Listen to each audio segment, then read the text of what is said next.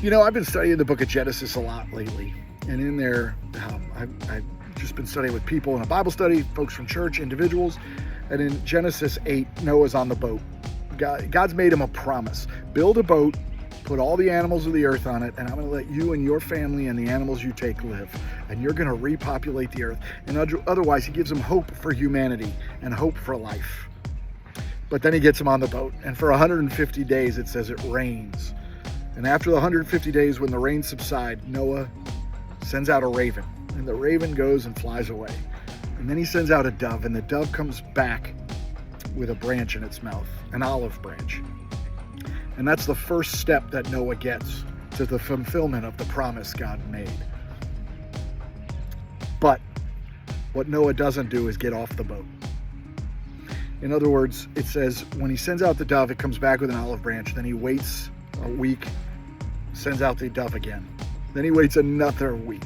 If you've been on a boat for 150 days, just waiting for God's promise, wouldn't you want to jump off that boat?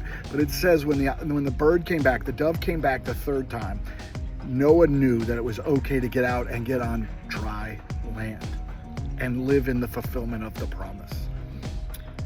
But what we don't realize is that after 150 days of rain and days and weeks more of waiting, that's when Noah gets to see the promise. It's after the waiting. Has God made you a promise? Has he said he's going to fulfill something in your life? Are you struggling right now, going, I don't know how it's going to work? Well, here's my encouragement to you.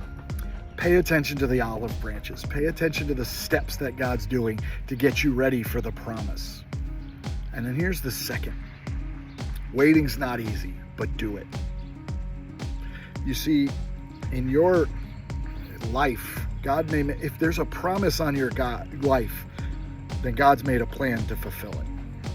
And you may have to wait a little bit longer than what you thought or realized. And I just want you to know that that doesn't mean God's forgotten about you. Because we see in chapter 8, it says, but God remembered Noah. God's busy, God's got a lot going on, but if he's made you a promise, he's got a plan to fulfill it. The question is, are you willing to wait for God's best? Or do you want to get out of the boat early on soggy, mushy, unsound ground? Or do you want to wait till it's dry and ready for the promise? Y'all, waiting's not easy. I am not someone who's gifted with the gift of waiting and patience. I can be very impatient. I can be very impetuous. But God has been teaching me over this season, wait.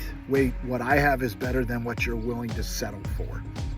And I promise you, if you wait, God, and you just live that in the hope that God's got a plan for you, that he's told you there's a plan for you, then the waiting will be worth it. It ain't easy, but it's worth it. I hope if you're struggling with waiting right now, you'll ask for prayer in that. Go to somebody, go to me, I don't care. Ask somebody to just walk with you in the waiting and pray for you and care for you. And do the same for others who are waiting on God's plan to come to fruition. But if there's a promise, there's a plan. Have a great day, y'all. Love y'all.